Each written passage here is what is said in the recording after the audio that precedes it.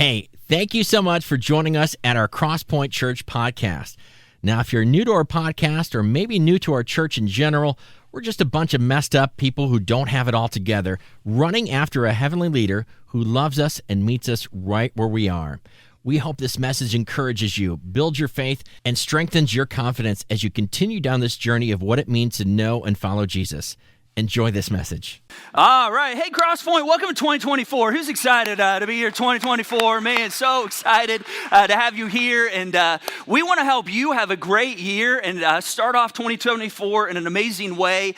And, you know, that song, in fact, and that little bumper right there, if I'm going to go down, I'm going to go down swinging. That's from a guy you probably never heard of, a guy by the name of Thad Cockrell.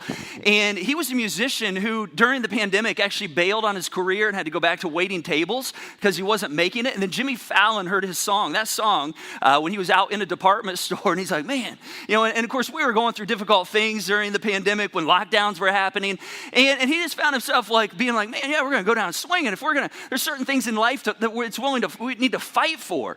And so he actually contacted Thad and brought him on a show, and that song actually went to number 1 on iTunes charts overnight. How about that? All because, you know, when there's things that are tough and difficult, we have the chance, the opportunity to either say, hey, I'm gonna let it play out, or I'm gonna fight for it. There's certain things in life worth fighting for. And we're gonna be talking about that over the next few weeks, fighting for perhaps, you know, our kids, our families, our marriages, what it means to fight for our well-being, what it means to fight for our church, the church, what God's doing in the world, as well as our faith. So excited you're here. My name's Curt, and if you're here for the first time, we just want you to know we're so excited if you're here because you joined us at Christmas Eve. So excited to have you back. And let's make some noise for those tuning in online this weekend. Man, so excited to have you join us on the other side of the screen this weekend and connecting with us today. Now, we're gonna look at something today that the Apostle Paul talks about in terms of fighting for our faith. And as you can see, man, we got some fighting gear up here. It's gonna be fun. We even got like the real sword, or as I call it, a sword. Listen, guys, like if you think a lot, or women, about the Roman Empire, today is going to be your day, all right? Because we're gonna look at some of the tools, some of the things God gives us to actually fight for our faith. And this passage we're going to look at today actually is something that was very transformational for me in my teenage years. So students, if you're a high school student, college student, this was huge for me as I began to understand like the tools God gives me to develop my faith. And it's really been transformational for me throughout the years. So let's jump into it. Here's what the Apostle Paul, who is somebody who's writing to this group of new Christians, trying to understand what does it mean to fight for our faith, to build our faith, to have more and more faith that helps us actually live the way God designed. And when we do that, we know our lives are so much better. Here's what Paul says. He says, finally, be strong in the Lord and in his mighty power. Put on all the armor of God. He says, put all of this on so you can take a stand against the devil's schemes.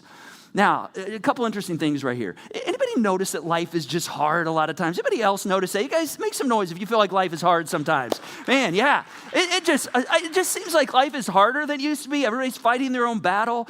You know, why is that? Well, one of the reasons that I think we have to see and recognize is that you and I are in a battle. Every single day, you're in a battle. There is an entity that is wanting to take us down. And Paul right here, he talks about it. He says, you know, that he talks about the schemes of the devil. He's basically saying there is a real personality, an entity who actually wants to make life difficult for you.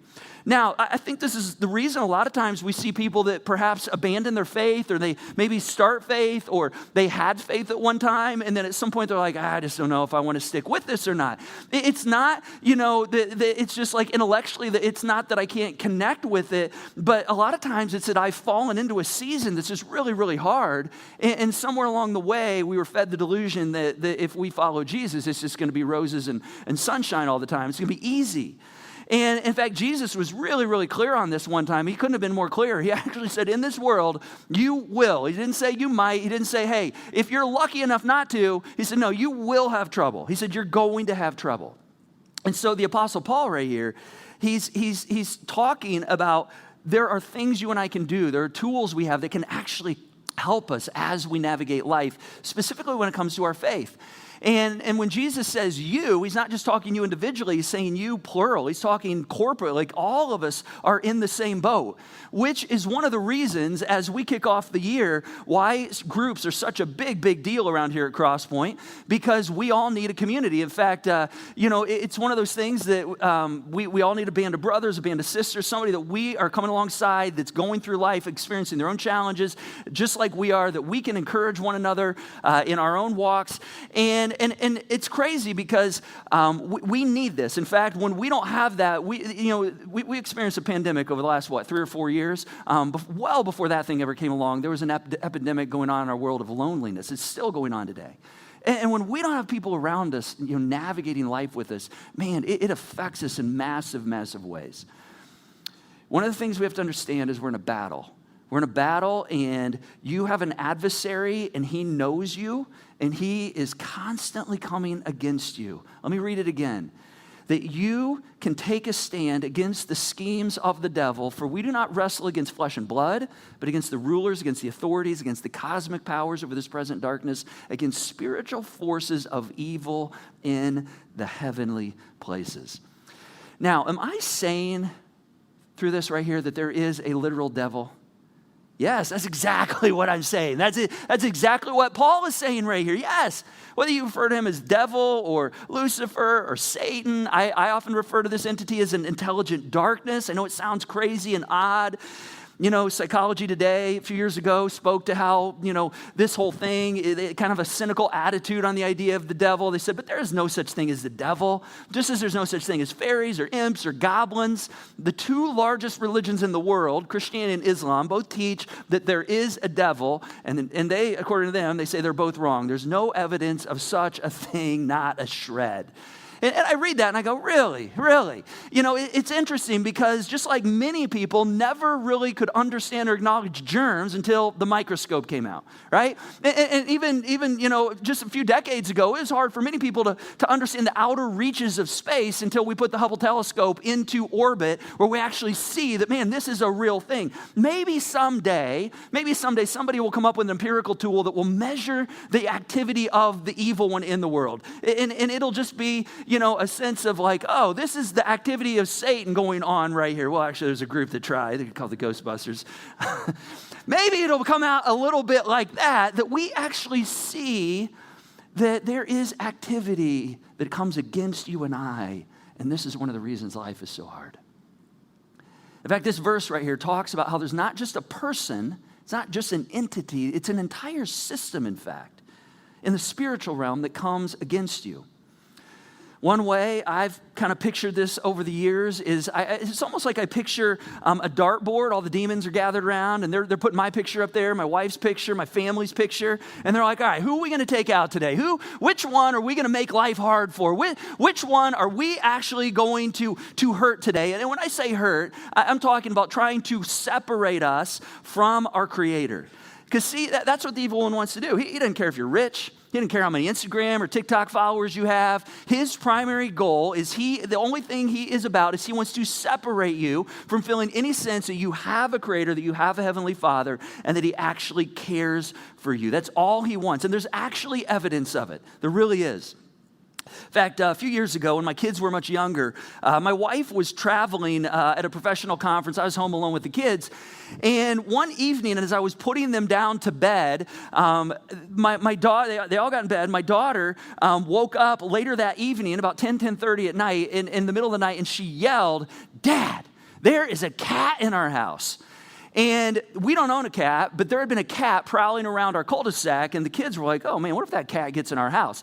Well, Maggie wakes up, she's like, Dad, there's a cat. I'm like, are you sure? Are you sure that wasn't a dream? She's like, no, I just woke up and I saw a cat. And all of a sudden, everything began to come into focus for me, because when I began to put our kids to bed that evening, I went one by one, tucked them in, said a prayer with them. Every time I would lay down on their bed, I would put my elbow down and kind of lay next to them, and there was something wet in their bed, and I'd smell it, and it was pee. I'm like, my kids were real young at the time. I'm like, did you pee your bed last night? They're like, I didn't pee my bed. And then I go to the next one and put them to bed. I put my arm down and I put it in pee again. All 4 of my kids' beds had pee in it. It had been peed on. And all of a sudden, I'm like, there's a stinking cat in our house. That cat's peed on my kid's bed. I mean, I shut the door at 10:30 at night. I turned their room upside down. I'm going through every nook and cranny of the closet, under the mattresses, because cats do that, right? They hide under mattresses. I mean, I'm turning that room upside down, no cat. I shut that door. I go through our entire house, room by room, shutting the door behind me for about 3 hours. It's now 2 a.m. And according to me, there was no evidence of that cat anywhere in our house. I mean, there's no evidence anywhere that cat, other than the fact that something peed on our bed. Something peed on every single bed in our house. There was something evil in that house that peed on our beds. That was wreaking havoc in my house. What is the evidence in your life? What's the evidence of the intelligent darkness wreaking havoc in your life? You know, it's interesting, cats never, to my awareness, have died by suicide. In fact, no animal kingdom, animal has ever died by suicide. Why is it, human beings, that suicide is going up, up, up? I mean, why is it that, you'll never see two cats fight to try to kill one another? All right, they may fight to try to, procreate with the female cat. Two males may go at her. They're not trying to kill each other. Why is it that humans, we go to war to take each other out? Why is it that we struggle with lust? Why is it there's very unique things that come your way that you lust after that other people don't lust after? Why is that? What is it that we struggle with materialism? I mean, we have financial problems. We're in debt. Dogs don't have financial problems. There are all sorts of temptations that come your way that are a part of the human condition, because there is a scheme that is trying to take you down. And until we embrace this as a very personal thing, that it's not just an entity out there general. No, there's a personal scheme to try to come against you. It's very specific. Until we can embrace that, we're never fully able to lean into God. We think, well, I can just take care of myself. I can pull myself up by my bootstraps. Nobody can pull themselves up by their bootstraps. It's physically impossible. You can't pull up and push down at the same time. It is impossible to do. All right? There's a fight that is going on. You and I are in it, and the struggle is happening in the spiritual realm. In fact, the number one book of 2023, at least for a good part of the year, it was a book in America, by the way, written by somebody that's not American, Prince Harry, called Spare. Not even American. He hit the top of our bestsellers list right here. It's interesting. Have you ever wondered, why we get so enamored with, stories like this? I mean, listen, we get so, into the gossip and the judgment, and oh my gosh, can you believe they did this? And this is how they got treated. I mean, dogs aren't going around going, man, my tail's bigger than yours. I mean, you didn't say something nice to me. But this is what we do. All right, we vicariously live our lives. Why is that? It's fascinating to me. I don't know if you saw this coach of the Boston Celtics. He actually dealt with this question in one of his post-game interviews. Take a look at this right here. Did you get a chance to meet with the royal family? And if not, how was it like having them there in the building? Jesus, Mary, and Joseph? The Prince and Princess of Wales. Oh, no, I did not. I'm only familiar with one royal family. I don't know too much about that one. Thank you. Any other questions? But I'm glad hopefully they're Celtic fans. Yeah. Thank you. How good is that? Come on, there's only one royal family right there. That's the only royal family I know about. I'm not getting involved in that. I tell you what, that guy, he has his eyes focused right there on the right things. That's what I want to do for us today. I want to help us focus our eyes perhaps on things that you and I have not seen.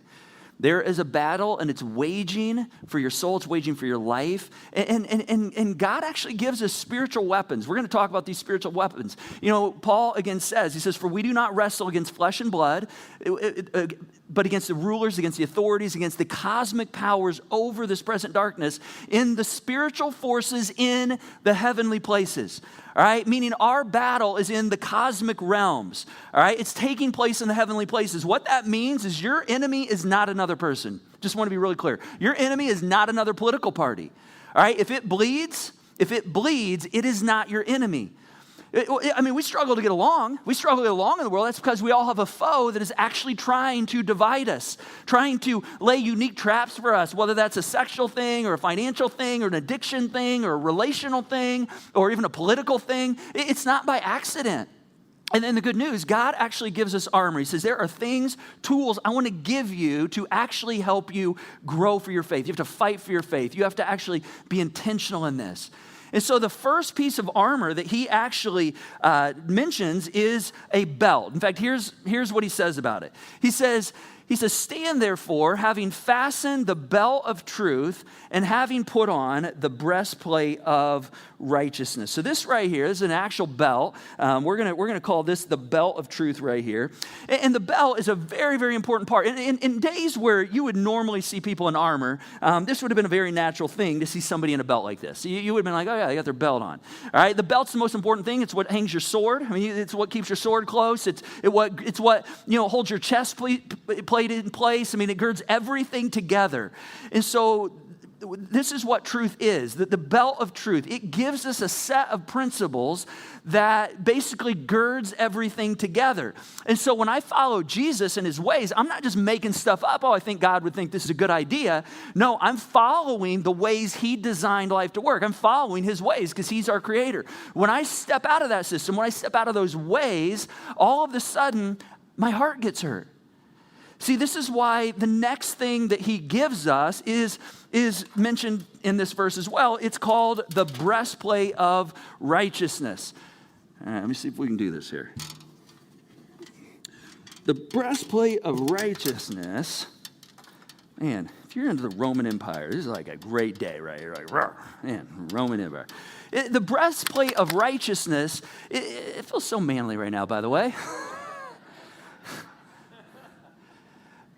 What does the breastplate do in any coat of armor? What does it do? You know what it does? It protects the vital organs. That's what it does.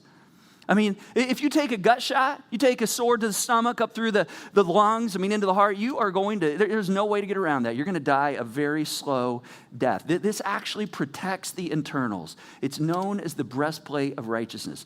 So the belt of truth actually helps me see things, the way God has defined them in the world. It helps us see the reality, in essence. That's what truth is. It's reality, the way God designed it. And then the breastplate actually protects that. Now, what I'm going to say here, I really want you to hear my heart in the right way on this, all right? Because I'm not trying to be preacher guy here. I'm not trying to get all moral, like God wants you to be more moral because he loves you more. No, God loves you. He is crazy in love with you. Not only does he like you, he loves you. He died for you, all right? That's how much he loves you. You can't do anything to make him love you more. But, the breastplate of truth means there are certain things that God says, God directs us on, and when you and I obey them, basically, it brings less pain to our hearts. It's to protect our hearts. Does that make sense? And so when we step outside of God's design, outside of his will, outside of the way he designed the world to work, when we step outside of his truth, outside of his reality, we bring pain in our life. We bring pain in our faith. All right? This isn't like pain coming from the evil one. This is us actually just, bringing pain upon ourselves. And it's because we have not put the breastplate of Jesus, the breastplate of righteousness on us. One of the things I discovered early on in my walk of faith, in my teenage years, in fact, even when this passage, I was really kind of understanding, okay, God gives us tools for this. And this is still consistent today. We see it in the Old Testament. We see it in the New Testament. I still see it play very, very true today. And that is basically that, God says, hey, sex is meant to be between a man and a woman in the context of marriage. And for the most part of my life, I've honored that. For the most part, when I say for the most part, like early in my life, I had a lot of sex with myself, all right? So, but for the most part, I've honored that.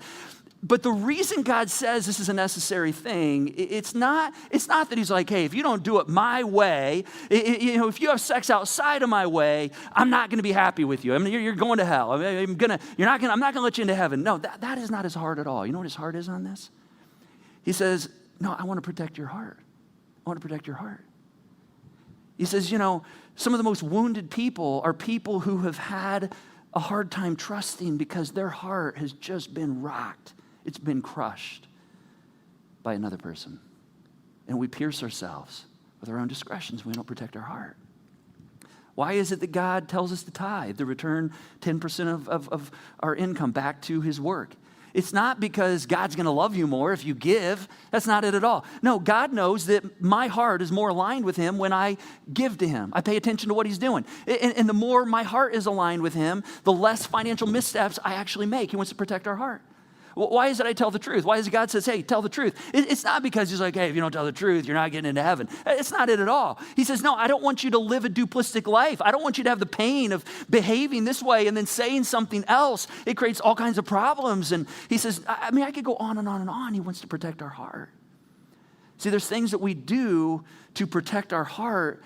And one of the things that I just discover is, again, a lot of times when we begin to struggle with faith, or perhaps we've had a faith and we walk away from faith, it's not because it hasn't intellectually made sense. It's just that I don't want to protect. It's hard to protect the heart. It's hard work. You have to fight for it. Saw a movie a couple weeks ago. Perhaps you've seen it. It came out over Christmas season. It's called The Boys in the Boat. And it's a story of an 8-man rowing team from the University of Washington and their journey to eventually competing in the 1936 Berlin Games. And I tell you what, I was amazed, never knew how intricate, 8-man rowing teams are, and perhaps one of the most difficult team sports. And man, a lot of work. In fact, I want you to take a look at this coach's speech from the movie. Take a look at this. I'm Coach Ulbrichtson. Well, that's Coach Bowles, Coach Brown. Now, you're all here because we're looking for the 8 most qualified young men to fill out JV boat. That means that most of you will not be chosen. In fact, the majority of you will most likely walk away on your own within the next few weeks because your bodies will hurt, your minds will tire, and you'll decide this dream of yours to compete against the greatest crews in the world is just not worth it. Well, there's no shame in that. 8-man crew is the most difficult team sport in the world. The average human body is just not meant for such things. It's just not capable of such things. But average is not going to get a seat on my boat.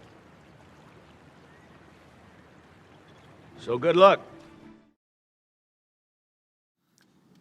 Man, it's like, there's certain things in life you got to fight for. I mean, when you want it, it's going to be hard work. You got to fight for it.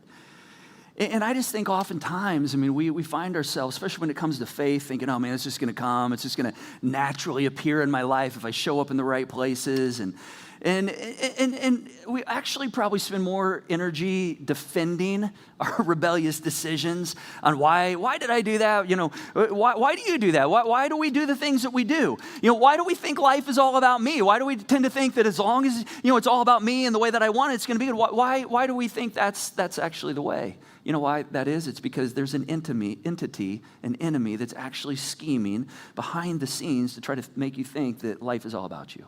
There's an enemy trying to make you think that, man, God's instructions, his way, they're outdated, they're unrealistic. I don't have to do it that way. I can do it my way. And we take off our breastplate. And we get pierced. We get hurt. And often, sometimes, as a result, our faith goes away. And our heart for God goes away. Because we stepped out of the breastplate of righteousness. And so Paul says this is a really, really key thing. This is a key thing to actually fighting for our faith. Let's keep going. Next thing he talks about right here. He says, and as the shoes for your feet, having put on the readiness given by the gospel of peace. Now, I think it's super important to just lift out right here real quick that all of this armor is assuming that you and I are out and about. Right? This is assuming you and I are out and about. Paul didn't say, hey, stay back in the fortress, stay behind the wall, stay in the protected area. All right, just stay with people that believe like you, think like you, that have faith like you. Now, it's important to have a good huddle of people that are of faith, that encourage you, that can help you, that can, you can encourage them, that you can kind of gain off each other's energy.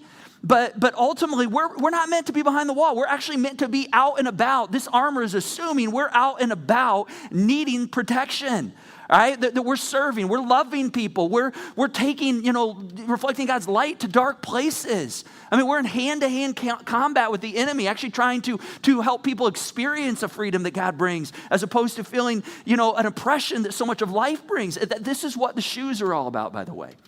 Now, this pair of shoes I have on, these are some of the most leather shoes I have, as you can see them right here. And so, it's interesting that warriors would have had shoes similar to this, though a lot less cushion than I have, just basic hard leather shoes. And recently, I've heard some really fascinating theories on why we deal with shin splints today. I've dealt with shin splints over the last year. Many people deal with that today. Apparently, it's a pretty new thing, in the last number of decades. And one of the theories on this is actually that it's because everything is so easy for us. So we have all this cushion in our shoes. And it used to be when you wore hard leather boots or shoes, man, your body actually, was toughened up. All right, and it's a fascinating theory. In fact, it even goes back to World War II, where soldiers, all they had were hard leather shoes and hard soles, and they'd march and march and march, and it toughened their bodies. Even all the way back to ancient times, Roman Empire, Nero's armies, it was said one day they marched 2 marathons, so over 52 miles, carrying over a 100-pound sack of resources each. And yet, you and I wouldn't be able to do that today. We operate way less in our physical capacity, way less in our mental capacity, way less in our emotional capacity. Why is that? Well, I think it's because, again, there's a scheme trying to dumb us down and make us soft. It's not by accident. There's a specific plan. These shoes, listen, these shoes right here, they're meant to go against that. The shoes are about going places. They're about being light, about expending energy, about doing hard things. In fact, one of the best days at Crosspoint over our history, I could put my finger on any number of them, and it's always when we're going places. It's always when we're pushing into new things. It's always when we're challenging ourselves. Even what we experienced over the last few months here at Crosspoint. The Christmas season, the last few months of just generosity, of backpacks going to Africa, over 400 backpacks going to Africa, spread some cheer meal boxes, pushing ourselves. You guys sent 164 meal boxes, over 120 gifts to kids and families across the whole Indy area over the last month. How about that? Give yourselves a hand for that. Man, that is exciting.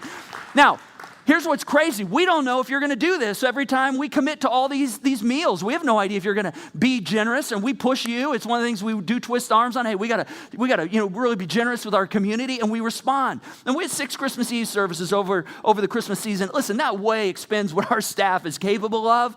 We needed way more volunteers. We had people step up, jump in to volunteer, so we could serve people who are coming into these spaces. Let me tell you, the flip of that, the worst days around here at Crosspoint are the days we sit back. It's the days we just sit around, the days we sit our rear ends in seats, and that's all we do, and we're not active. We're not actually going somewhere. In fact, one of the saddest commentaries, in my opinion, on the Christian faith right now in our world today is this internal worship movement that's happening all over YouTube and all these places. I just think it's horrible that the biggest movement of Christianity is an internal movement for ourselves instead of something that gets us outside of ourselves, helping and blessing other people. Millions of views on YouTube, and it's like, oh man, I'm just experiencing God. Man, that's great, but that's nothing to share light, to put our shoes on and be active. You don't need armor when you're doing that. Our best creativity is when we are moving into new places.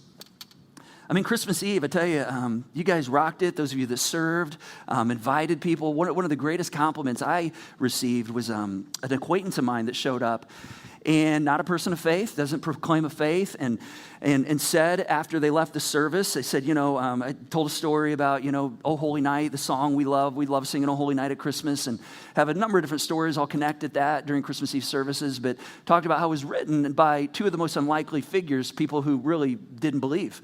And people couldn't believe that 2 people who didn't have a belief actually wrote the lyrics to that song.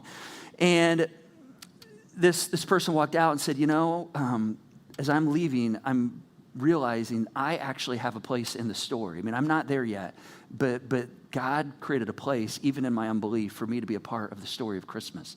I'm like, oh my gosh, I'll tell you what, this is why we show up and do what we do right here. Right there. We don't do it for ourselves. We don't gather just so we have a great Christmas Eve. It's amazing. We hope you enjoyed it. But it's 100% geared toward those who might come in and have some light reflected in the dark places of their life and say, man, God actually makes room in this story for me.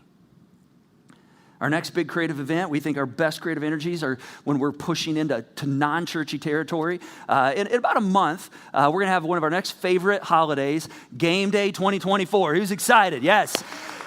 Listen, I'm not going to go down this path. I had to change my wardrobe today because I planned to have my Colts jersey on today as we got ready for game day, and that was a bit of a bummer. I'm going to be honest. But I tell you what, game day, it's one of the best days around here, and we're going to take criticism. I guarantee you, I'll tell you ahead of time, we're going to take criticism for the ads that we show up here. We're going to take criticism for some of the language that we use from this stage. We're going to take criticism for the fact that we have people tailgating, drinking beers on Sunday morning before they come into this place, tailgating. But we're all trying to create a place on one of America's favorite holidays, the Super Bowl, and merge that with church and create a vernacular for non-church people. I mean, that's the whole point of that. That the greatest moments historically, that the church at large is at its best, is when we're pushing into non-churchy territory. See, all this stuff, it's not to preserve our life, it's our faith. God actually wants to strengthen it. And to do that, we have to have our shoes on. We have to have our shoes on. We have to be ready.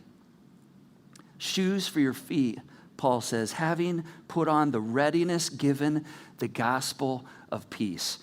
All right, let's go to the next part of this verse. The next thing he says is, and take the helmet of salvation. Do I look like a dork?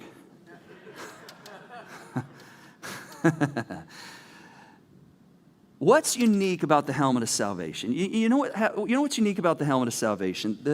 Can't do that for too long. The helmet of salvation, what's unique for the helmet of salvation? It's about having the right mindset. That's what the helmet of salvation is about. It's thinking about the right things at the right times, protecting our mind. Whenever I hear somebody say something like, I'm just a sinner saved by grace, I just sit back and go, oh man, I'm not sure about that. I mean, not that it's not true, not that you aren't a sinner, not that I'm not a sinner saved by grace, in need of grace, and ongoing grace. It's just that if you look throughout the New Testament, that's not the way that God describes you if you've received his grace. If you have began to be a person of faith, a follower of Jesus, he doesn't describe you as a sinner saved by grace. You're actually known as a child of God. You're actually, a beloved child of God. In fact, here's what the gospel writer John said. He said, yes, to all who did receive him, to all who believed in his name, he gave them the right to become, and look at the phrase right here. He says, children of God. He says, that's how you're identified. All the other identities we pick up, we think we are, that's not our identity. He says, your identity isn't just a sinner. If we operate on the mindset, I'm just a sinner, saved by God's grace, you're always going to be in a place where you feel like you have to work your way to God. You're working your way toward getting out of that posture. God would, hopefully God will love me more. God can't love you anymore. He loves you more than you could ever imagine. You're a treasured child of the Most High God. This is one of the reasons I love the story and the journey of one of our missional partners that we partner with around here. They used to be known as Stripped Love. Some of you know them as Stripped Love. And the organization is based out of Anderson, and they do a lot of work with women who are in strip clubs, who are caught up in some kind of trafficking, some kind of oppression where they feel like this is the only way that I can make money or earn a living is to use my body literally, sexually as a way to generate funds. It's actually a very loving decision to provide for their family that way. And this ministry goes in and helps these women see that God actually has more value for them than using their lives in this way, and that he can actually create a new future for them. And they do amazing, amazing work. We've been partnering with them for a number of years. It's been interesting because over the last few years, Stripped Love changed their name because they began to realize the women who were touched and transformed as a result of this ministry, they would never refer to the name of the organization, Stripped Love. And they asked the question, why do you struggle to use this word, this phrase, our title? And the women said, well, because it reminds us of where we've been instead of where we're going. And so they went through a process, actually changed their name to Grace Horizon. And this is what we sponsor with our Christmas Eve offering. We had one of the best giving months of the year in the last 2 years in December. How about that, Crosspoint? You guys rocked it, year-end giving. And sponsored meal boxes, sponsored gifts, sponsored 400 backpacks for Africa, and $1,500 at Christmas Eve for Grace Horizon. How about that? Man, amazing. You guys are fueling this place. Grace Horizon, they said, no, these are women who, that's where they were, but they actually, because of God's grace, they have a new future in front of them. They have a new horizon in front of them. See, the helmet's about changing my mindset. Hey, my past doesn't define me. It's a reminder that I'm going somewhere new. That's what the helmet of salvation affirms. The schemes of the evil one want to remind you of your past. He wants to remind you to think less of yourself. No, you are a beloved child of God. Anything different is a lie the evil one is planting in your mind. And so you're a new creation. So God says, hey, when you wear the belt of truth, the breastplate of righteousness, when you have your shoes on, ready to go and reflect light to other people, and you have the helmet of truth on your head, reminding you daily of who you are, of setting your mindset, you have a brighter future. And then next, he says, pick up the shield of faith. He says, in all circumstances, take up the shield of faith, which you can extinguish all flaming darts of the evil one. Now, again, when I read this right here, I think, again, of my picture up on a dartboard, my wife's picture, my kids up on a dartboard, your picture on a dartboard, where the evil one's just flaming darts at you, just saying, all right, which one are we going to take out today? What's the thing that we can do to set a trap to get you to feel less confident in who your Heavenly Father is? And you know, the temptations that he tries to trip you up with may not trip me up. But the things he trips me up may be the thing that doesn't trip you up. The enemy is very, very specific on this. Very, very specific. In fact, for me, I still at times, I'm going to be honest, I still at times fall into this trap of believing that my worth is based on my performance and my success. And I'm getting better at this. I'm getting better. And one of the ways I get better is this shield right here, this shield of salvation, this shield that allows me when those darts come, when those flaming arrows come, say, oh no, I'm not going to take that. Now, it still gets to me every now and then. I mean, over the holidays, I had a family member say something to me, and just one little comment put me in a tailspin for a day. And all of a sudden, I'm comparing myself to other people. I'm like, oh man, I'm a loser. I'm not as good of as valuable or as successful. I mean, it just put me in a tailspin. But God says, no, I'm going to give you a tool. I'm going to give you a shield so you can shield those things off.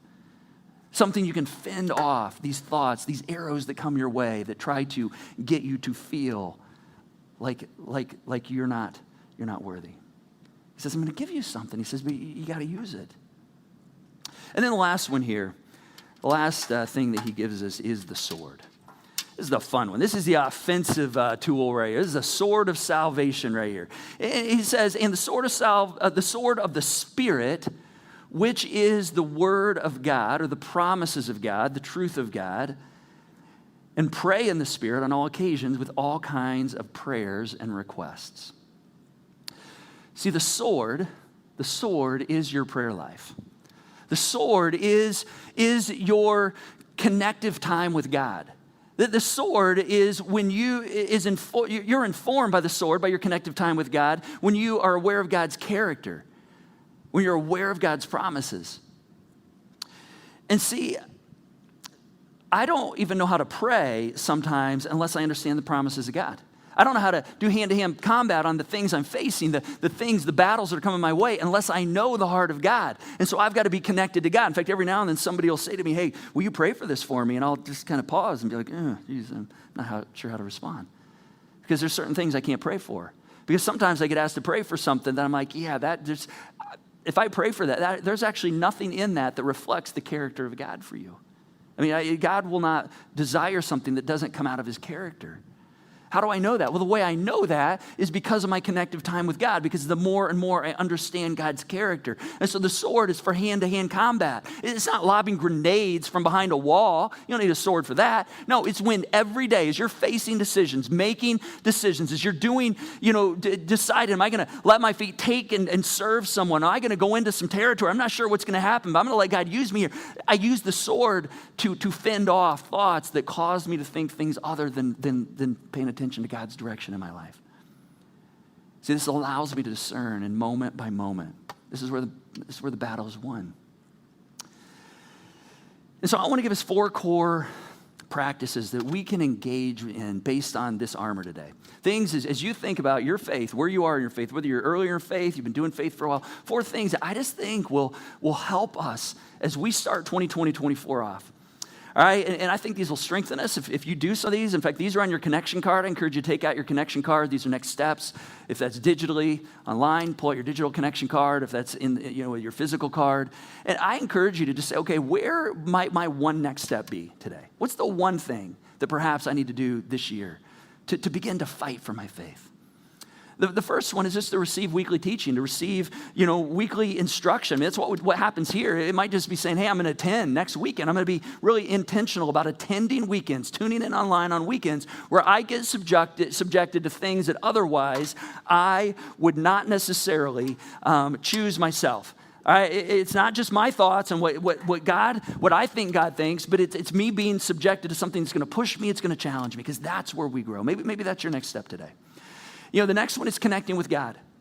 I mean, that's the sword. The sword is connecting with God. The sword is my connection with God. It's me spending time with God. In fact, perhaps one of your next steps, if you don't have the Bible app, the YouVersion Bible app, that might be your only next step as you think about fighting for your faith. That's probably your very next step. If you want to understand more of the heart of God, download the YouVersion Bible app. You can do it right here. That QR code will take you to an app where you can download it. You can pick Bible plans, reading plans, short plans based on something you're dealing with. You can do a Bible in a year reading plan. I do the verse of the day every day. You can sign up for that. It'll notify you on your phone. And let me show you how I use this. In fact, here every day, verse of the day pops up. It's got a short one verse, and then there's a short 1 or 2 minute video that explains what the verse is about. It's an author, somebody that is famous or has some weight in their spiritual life. And then what I do, this is my journal entry from December 29th. The verse was from Isaiah chapter 40. It said, he gives strength to the weary and increases the power of the weak. Man, I was still recovering from Christmas Eve and our big run at Christmas Eve. It's always just a time-consuming area. And I'm like, God, I am weak. My battery's at 0. I need replenishment. I need you to increase your power in me right now. I need restoring. I need renewing in my life, my family's life. Renewing my passion. I just feel like my vision is 0 right now because I'm so depleted. This is how I use it. I just take the verse then and I write a prayer to God and I use a little time journaling. That's connecting with God right there. Perhaps that's your next step. If so, man, mark that on your card. Another way you can do that is serving others. I mean, we talked about this earlier. Serving is one of the best ways to grow our lives, getting involved with others, putting our shoes on, saying, hey, I'm not just going to be in a posture of being sedentary. I'm going to serve. I'm being engaged. It's a feet going. Man, jump on a team. Maybe that's your next step this year. Or join community. We got community kicking off again, small groups, the week of January 21st. Critically important to have a community where you don't have to fight by yourself, where you can be with other people who are in battles, who can encourage you. Man, we'd love to help you find a band of brothers, sisters, a group to connect with going forward. We're going to wrap up with a song, and band's going to lead us here in a moment. And this is a song that talks about building my life. God, I want to build my life on you. And as we sing this, I really want to challenge you to not just make these words a day. If you need to keep these next steps out in front of you and just really say, okay, God, what are you moving in me right now? What do I need to move to new places in my faith? What's the next step? What's the one thing? Or maybe you want to commit to all 4 of those. Just say, hey, these 4 core practices, I'm going to engage these. I guarantee you will see some new transformation in your life. But you got to fight for it. You got to put the work in. And so I read just this past week about a guy who was talking about his gym membership. He said, it's crazy. January 1st said, I show up and they've got 2-3 times as much of equipment in the room as they always have. They move all this extra equipment in because people get gym memberships and they, sign up, have the best of intentions. And he said by January 7th, it's all gone because everybody's already bailed. Their bodies are sore. They worked out a few times. It was hard. Today's January 7th. Today is an inflection day. Today where you can decide, okay, am I going to implement some things that are actually going to take me to new places? Man, I'm going to pray for you. I want you to stand with me. Let me pray for you. And as you sing, man, don't just make this a worship of our voices. Man, let's say, okay, God, here's what I'm doing. Here's how I'm going to engage. Here's how I'm going to fight for my faith. God, thank you for these tools. God, thank you for your love. For reminding us that we are all loved. We're beloved children. And God, I know we all have different battles going on, some in our families, some in addiction, some with finances, some in relationships that we're navigating. God, I just pray right now that you would uniquely begin a work in whatever area we need some movement in. But God, help us to see the role that we can play and what steps we need to take to bolster our faith and how we need to put some of this armor into place this week. God, and we know that when we take steps to do that, that you will actually honor that and you will put strength behind that and wind in our sails. And so God, just encourage us today. Encourage us as we start this year. We want more of you. That's what we want, more of you in 2024. Thank you. Thank you for your goodness. And we pray these things in your name and in your character. Amen. Thanks so much for joining us today. Take Take a moment to follow our podcast on your preferred platform, and be sure to download our app to stay informed on everything happening here at Crosspoint. And if you like what you heard today, don't hesitate to share it with a friend that might need to hear it too.